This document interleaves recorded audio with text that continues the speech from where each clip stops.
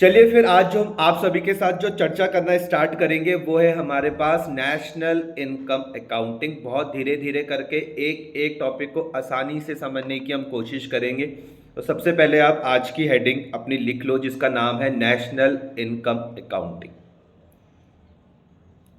ठीक है, तो क्या नाम है पहली वाली का? National income accounting. इसके आप ब्रैकेट में लिख लो NIA, नेशनल इनकम अकाउंटिंग। क्या ब्रैकेट में क्या लिख लोगे? NIA। ठीक है, तो स्टार्ट करते हैं कि भैया NIA है क्या, ये नेशनल इनकम अकाउंटिंग है क्या। तो आप इसको इस तरीके से समझो कि जैसे हमारे यहाँ पे कोई इंडिविजुअल पर्सन है, अगर वो कोई इनकम कमाते हैं तो हम उनकी इनकम का क्या करते हैं भैया? कैलकुलेशन करते हैं। अगर कोई बिजनेस फर्म है या कोई बिजनेस एंटिटी है, अगर वो कोई इनकम कमाएगी तो हम उसकी भी इनकम का कैलकुलेशन करते हैं। तो अगर मैं सेम उसी तरीके से किसी कंट्री में एज अ होल जितनी भी इकोनॉमिक एक्टिविटी हो रही है उन सब का मैं अगर कैलकुलेशन करूंगा तो भैया वो किस में आ जाएगा? नेशनल इनकम अकाउंटिंग पर आ जाएगा। कोई दिक्कत तो नहीं है? आपने अभी क्या समझा? अपने दिमाग में चीज़ों को, जो बातें मैं बोल रहा हूं उसको दिमाग में क्रिएट करते हुए चलते रहो। मैंने कहा जैसे कोई इंडिविजुअल पर्सन कुछ ना कुछ इकोनॉमिक एक्टिविटी करेगा, उसके बदले पर कुछ जो इनकम कमाएगा हम उसको कैलकुलेट करते हैं। सेम कोई बिजनेस फर्म है, कोई बिजनेस फर्म अगर इकोनॉमिक एक्टिविटी करेगी, इनकम कमाएगी तो हम उसको भी कैलकुलेट करते हैं। सेम उसी तरीके से मैंने कहा कि कोई कंट्री एज अ होल, ध्यान से समझना, किसी कंट्री पर, किसी इकोनॉमी पर जितनी भी इकोनॉमिक एक्टिविटी हो रही है अगर मुझे उनको कैलकुलेट करना हो तो वही सारी बातें हम किस में पढ़ने वाले हैं? नेशनल इनकम अकाउंटिंग पर। कोई दिक्कत तो नहीं? अपनी कॉपी पर आप कुछ वर्ड है जो इंपॉर्टेंट है आपको उसको लिखना है। क्या है कि जो नेशनल इनकम अकाउंटिंग है ना वो भैया मेथड्स हैं या फिर टेक्निक्स है। आपकी नोटबुक पर ये चीजें होनी चाहिए कि जो NIA है, नेशनल इनकम अकाउंटिंग, वो क्या है भैया? कुछ मेथड्स हैं या फिर टेक्निक्स हैं। ठीक है, जो किस काम आएंगी? Use to measure the economic activity in a national economy as a whole. हमको क्या मेजर करना है? इकोनॉमिक एक्टिविटी को मेजर करना है। ध्यान से समझना, ये वर्ड आपकी कॉपी पर होने चाहिए। मेथड्स और टेक्निक्स होने चाहिए। कौन सी एक्टिविटी को आप मेजर करोगे पूछा गया तो आप बोलोगे इकोनॉमिक एक्टिविटी को हमको क्या करना है? मेजर करना है किसी एक कंट्री की या किसी एक नेशनल इकोनॉमी की एज अ होल। इतनी बात समझ में आ रही? यहां तक कोई दिक्कत तो नहीं है? इतने में, इतनी बात समझने में मेरे हिसाब से कोई दिक्कत नहीं आई। पक्का? तो मैंने क्या बताया कि जिस तरीके से आप दिमाग में सोच सकते हो कि कोई अगर कोई सिंगल इंडिविजुअल है वो अगर कोई भी इकोनॉमिक एक्टिविटी करेगा तो उसके बदले पर उसको इनकम होगी, जैसे हम उसकी कैलकुलेशन करते हैं। कोई बिजनेस फर्म है अगर वो कोई इकोनॉमिक एक्टिविटी करेगी तो हम क्या करते हैं? उसकी कैलकुलेशन करते हैं इनकम की। सेम उसी तरीके से अगर हम एज अ पूरी कंट्री पर होने वाली इकोनॉमिक एक्टिविटी को कैलकुलेट करेंगे, मेजर्स करेंगे, तो भैया वो किस में आने वाला है? आपका नेशनल इनकम अकाउंटिंग पर आने वाला है। इतने में मेरे हिसाब से कोई दिक्कत नहीं आनी चाहिए। तो जो आपने जो अभी जो डेफिनेशन बनाई होगी वो आपकी नोटबुक पर दिख रहा होगा। नेशनल इनकम अकाउंटिंग और NIA रेफर्स टू मेथड्स और techniques use to measure the economic activity in a national economy as a whole. कोई दिक्कत? ठीक है, यहां तक बात समझने में कोई दिक्कत तो नहीं? ठीक है, आगे बढ़ते हैं। अब अपने दिमाग में एक चीज सोचो कि भैया हाउस होल्ड, आपने अभी तक सर्कुलर फ्लो ऑफ इनकम तो देखा ही होगा। अगर नहीं देखा हुआ है तो आप जाके एक बार पहले, यहां से आगे बढ़ने से पहले एक बार सर्च करके देख लेना कि भैया सर्कुलर फ्लो ऑफ इनकम होता क्या है। ठीक है, जिस जिसको पता है वो देखो कि आपके दिमाग में क्या दिखना चाहिए भैया? हाउस होल्ड दिखना चाहिए। क्या दिखना चाहिए? House hold. और दूसरी तरफ कोई बिजनेस फर्म दिखनी चाहिए। या मैं इसको सिंपल सिंपल भाषा में ये वाली बात के कह सकता हूं कि सपोज करते हैं कि मैं किसी दुकान पर गया, वहां से मैंने क्या करा? कोई सामान परचेज करा। मैंने वहां से कोई गुड्स एंड सर्विसेज को क्या करा? परचेज करा। तो मैं कहां पर आ रहा हूं? मैं हाउस होल्ड पर आ रहा हूं और जो दुकानदार है वो बिजनेस फर्म पर आ रहा है। समझ में आए? उल्टा भी मैं इस तरीके से बोल सकता हूं कि मैंने कहा कि मेरे पास कोई शॉप है, आप मेरी दुकान पर आए कोई सामान खरीदने, मैंने आपको सामान बेचा तो मैं कौन हो जाऊंगा? बिजनेस फर्म हो जाऊंगा। आप कौन बन जाओगे? हाउस होल्ड बन जाओगे। इतना ही सिंपल है। ठीक है, अब मैंने कहा कि भैया अगर कोई हाउस होल्ड, ध्यान से समझना, जब हम कोई हाउस होल्ड क्या कर रहे हैं? हम गुड्स एंड सर्विसेज परचेज करते हैं। जब हम क्या कर रहे हैं? गुड्स एंड सर्विसेज परचेज करते हैं तो हम अपना पैसा क्या कर रहे हैं भैया? वहां पर खर्च कर रहे हैं या नहीं कर रहे? जब हाउस होल्ड क्या करेंगे, गुड्स एंड सर्विसेज को परचेज करेंगे, तो हमारी जेब से पैसा निकल के कहां जाने वाला है, सामने बिजनेस फर्म के पास जाने वाला है। इतनी बात समझ में आ रही। अब जब बिजनेस फर्म के पास पैसा जाएगा तो वो उस पैसे का क्या करता है, अगर मैंने कहा कि कोई बिजनेस फर्म है, उसने क्या करा, कोई सामान को बेचा, सेल्स करी, तो उसके बदले पर क्या होने वाली है, रेवेन्यू होने वाला है। वो इस रेवेन्यू का इस्तेमाल किस चीज पर करेगा, वो अपने फैक्टर्स ऑफ प्रोडक्शन को पेमेंट करने पर करेगा। ये भैया फैक्टर्स ऑफ प्रोडक्शन क्या है, जैसे कि लैंड, लेबर, कैपिटल, एंटरप्रेन्योरशिप। समझ में आ रहा है, लैंड, लेबर, कैपिटल, एंटरप्रेन्योरशिप। जो हमारे यहाँ पे जो बिजनेस फर्म है वो लैंड के बदले पर क्या पे करते हैं, रेंट पे करते हैं, आपको पता है। वेजेस को क्या पे किया जाता है, सॉरी, वर्कर्स को क्या पे किया जाता है, वेजेस पे किया जाता है। इतनी बात समझ में आ रही है या नहीं आ रही। लैंड को हम रेंट पे करते हैं, वर्कर्स को हम वेजेस पे करते हैं, अगर जो बिजनेस के ओनर है उनको हम प्रॉफिट पे करते हैं। जैसे एंटरप्रेन्योरशिप है ना, जो बिजनेस के मालिक रहेंगे उनको क्या मिलेगा भैया, प्रॉफिट मिलेगा। तो मैं अगर बात करूं भैया इस वेजेस की, मैं अगर बात करूं भैया इस रेंट की, मैं इस बात करूं भैया प्रॉफिट की, तो ये सब कहां से आ रहा है, ये सब तभी आ रहा है जब फर्म ने क्या करा, सेल्स करी। सेल्स करने के बाद जब फर्म को जब रेवेन्यू हुआ, तभी उन्होंने आगे इन सबको दिया, कि वर्कर्स को भैया वेजेस दिया या फिर सैलरी दिया, जो बिजनेस के जो मालिक थे, एंटरप्रेन्योर थे, उनको भैया प्रॉफिट दिया गया, जो लैंड था, लैंड के बदले पर रेंट दिया गया। ये पूरा दिमाग में बन रहा है ना, कि एक तरफ तुमको क्या दिख रहा है भैया, हाउस होल्ड, दूसरी तरफ तुमको क्या दिख रहा है, बिजनेस फर्म दिख रहा है। उन दोनों के बीच में तुमको सर्कुलर फ्लो बनते हुए दिखा।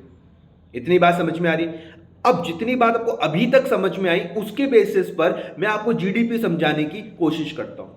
जीडीपी की फुल फॉर्म पहले आप समझो कि जीडीपी की फुल फॉर्म क्या है, ग्रॉस डोमेस्टिक प्रोडक्ट। आराम से अपनी नोटबुक पर लिख भी लो, जीडीपी की फुल फॉर्म क्या है, ग्रॉस डोमेस्टिक प्रोडक्ट। आपने लिखा जीडीपी, उसकी फुल फॉर्म क्या है, ग्रॉस डोमेस्टिक प्रोडक्ट।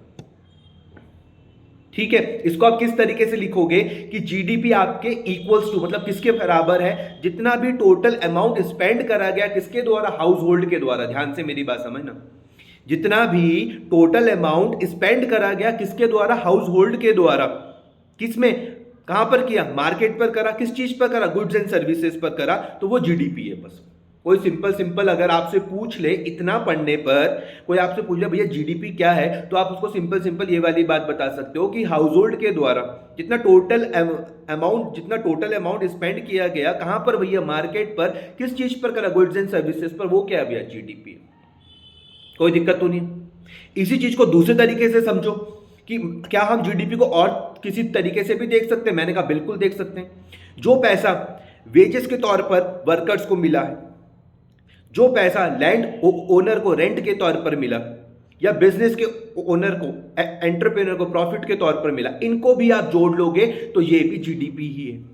इसका मतलब अभी तक की चर्चा के बेसिस पर आपको जीडीपी दो तरीके से देखने के लिए मिली। पहली, जब आपने हाउस होल्ड के पॉइंट ऑफ व्यू से देखी, आपने कहा कि जब हाउस होल्ड जितना भी पैसा खर्च कर रहे हैं, कहां पर भैया, मार्केट पर, किस चीज पर भैया, गुड्स एंड सर्विसेज पर, तो वो क्या है भैया, जीडीपी है। दूसरा, आपने देखा जो भी, अब मान लो जो वर्कर है वो कहां से आ रहे हैं, हाउस होल्ड से तो आ रहे हैं। जो भैया लैंड ओनर है वो कहां से आएंगे, वो हाउस होल्ड से ही तो आएंगे। या फिर आपके पास जो बिजनेसमैन है, या जो एंटरप्रेन्योर है, या जो बिजनेस के ओनर है, वो भी कहां से आएंगे, हाउस होल्ड से ही तो आएंगे। तो इनको जो वेजेस मिल रहा है, जो इनको प्रॉफिट मिल रहा है, जो इनको रेंट मिल रहा है, ये क्या है, इनके लिए इनकम है। अगर आप इनकी इनकम को जोड़ लोगे, अगर आप इनकी इनकम को टोटल कर लोगे, तो भैया क्या मिलेगा आपको, ये भी आपको जीडीपी मिलेगा। तो अभी तक की चर्चा में आपने क्या क्या बात सीखी। आपने पहले मेन हेडिंग लिख ली थी, नेशनल इनकम अकाउंटिंग, जहां पर आपने एक छोटी सी डेफिनेशन बना ली होगी कि NIA, national income accounting, refers to methods और टेक्निक्स। इंपॉर्टेंट है, मेथड्स और techniques use to measure the economic activity, in a national economy as a whole. समझ में आई बात। फिर आपने जीडीपी को भी इसी लेवल पर समझा कि GDP equals the total amount spend by house holds in the market for goods and services. और इसी को हमने दूसरी तरीके से भी समझा कि it also equals to the total wages, rent and profit paid by firms in the market for their production, factors of production. इतनी बात समझ में आ गई, यहां तक कोई दिक्कत तो नहीं, पक्का। अब इसी चीज को ना एक सिंप्लीफाई करते हुए अजम्पशन लेके मेरी बात को सुनना, अज्यूम करना, ऐसा मान के चलना है आपको, ठीक है। ये मान के चलोगे तो आपको मेरी सारी बातें समझ में आएंगी।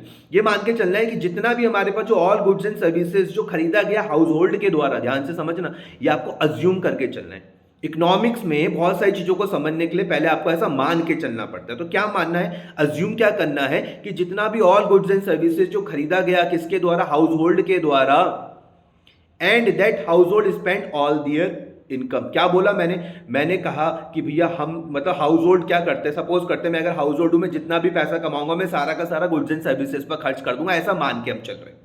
समझ में आ रहा? एक्चुअल में नहीं होता, लोग सेविंग भी करते हैं, उसको भी हम धीरे धीरे करके हम समझेंगे। लेकिन अभी हम ये मान के चल रहे हैं कि हाउस होल्ड जितना भी पैसा कमा रहे हैं उसको भैया वो गुड्स एंड सर्विसेज पर खर्च कर देते हैं।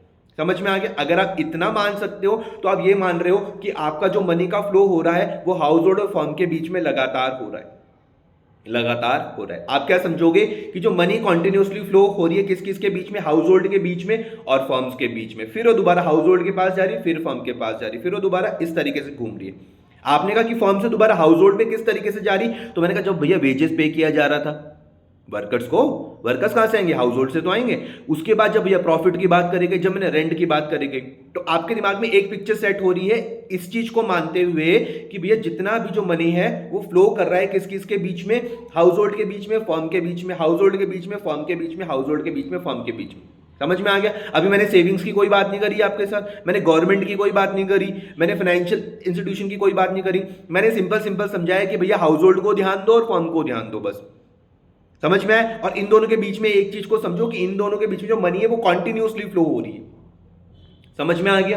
कॉन्टिन्यूसली फ्लो हो रही है। तो अगर मुझे फ्लो ऑफ मनी को कैलकुलेट करना है, ध्यान से समझना, अगर मुझे फ्लो ऑफ मनी को कैलकुलेट करना है तो भैया मैं क्या कैलकुलेट करना चाह रहा हूं, मैं जीडीपी कैलकुलेट करना चाह रहा हूं। क्या कहा मैंने कि अगर आपको जीडीपी कैलकुलेट करना है ना तो आप इस फ्लो ऑफ मनी को कैलकुलेट कर लो। अगर आपको जीडीपी का कैलकुलेशन करना है तो आप इस फ्लो ऑफ मनी को कैलकुलेट कर लो। सिंपल सिंपल, किस किस के बीच में, हाउस होल्ड और फर्म के बीच में, या फिर फर्म और हाउस होल्ड के बीच में, कोई दिक्कत तो नहीं। तो इसके बेसिस पर हमारे पास जीडीपी को कैलकुलेट करने के लिए किसी भी इकोनॉमी में तीन तरीके के वेज हैं। कितने वेज हैं? तीन वेज। कितने वेज है? तीन वेज। या कितने मेथड है? तीन मेथड। आ रही है बात समझ में? इनकम मेथड है, एक्सपेंडिचर मेथड है, वैल्यू एडेड मेथड है। अपनी नोटबुक पर आप लिख सकते हो कि अगर भैया हमको जीडीपी को मेजर करना हो किसके बेसिस पर, फ्लो ऑफ मनी के बेसिस पर। अभी समझाया ना मैंने, अगर आपको जीडीपी को मेजर करना हो फ्लो ऑफ मनी के बेसिस पर तो कितने मेथड है भैया? तीन मेथड है। कितने मेथड है? तीन। कौन कौन सा? Income method, expenditure method, value added method, या हम उसको आउटपुट मेथड के नाम से भी जानते हैं। समझ में आ गया? मैं फिर बता रहा हूं, कितने मेथड बताए? तीन मेथड। कौन सा भैया? Expenditure method, very good, income method, बहुत बढ़िया, और वैल्यू एडेड मेथड। इतनी बात समझ में आ रही? अब हम देखते हैं कि भैया एक्सपेंडिचर मेथड पे मैं थोड़ी सी बात करूंगा, आगे हम इसको और डिटेल में समझेंगे। एक्सपेंडिचर मेथड में क्या करना है कि हाउस होल्ड के द्वारा जितना भी टोटल एक्सपेंडिचर किया गया भैया, सिंपल, इन सबको जोड़ लो by adding up the total expenditure by household. Household के द्वारा जितना टोटल एक्सपेंडिचर करा गया इन सबको आप जोड़ लो। दिमाग में पिक्चर लेकर आओ कि यार हाउस होल्ड ने क्या करा था, टोटल एक्सपेंडिचर करा था किसमें, गुड्स एंड सर्विसेज पे, तो इन सबको आप जोड़ लो बस, या आपका एक्सपेंडिचर मेथड पर आ जाएगा। समझ में आ रहा? चीजों को बहुत सिंपल करके समझना है, धीरे धीरे करके इसमें और चीजें जुड़ती रहेंगी। फिलहाल चीजों को बहुत सिंपल करके समझो कि एक्सपेंडिचर मेथड पर क्या करना है, हाउस होल्ड के द्वारा जितना भी खर्चा हो रहा है उसको आप जोड़ लो बस, और कुछ अभी दिमाग मत लगाओ। दूसरा मेथड, जो भी इनकम थी, जो फर्म के लिए खर्चे थे ना, जब आप फर्म के पॉइंट ऑफ व्यू से देख रहे हो तो फर्म बोले भैया wages paid, rent paid, profit distributed between the partners और बिजनेस ओनर्स, ये वाली बात करी गई। अगर आप इसी को आप अगर हाउस होल्ड के पॉइंट ऑफ व्यू से देखोगे तो वो बोले भैया हमको वेजेस मिल रही है, रेंट हमको मिल रहा है, प्रॉफिट हमको मिल रहा है, तो ये इनकम मेथड के बेसिस पर आप कर सकते हो।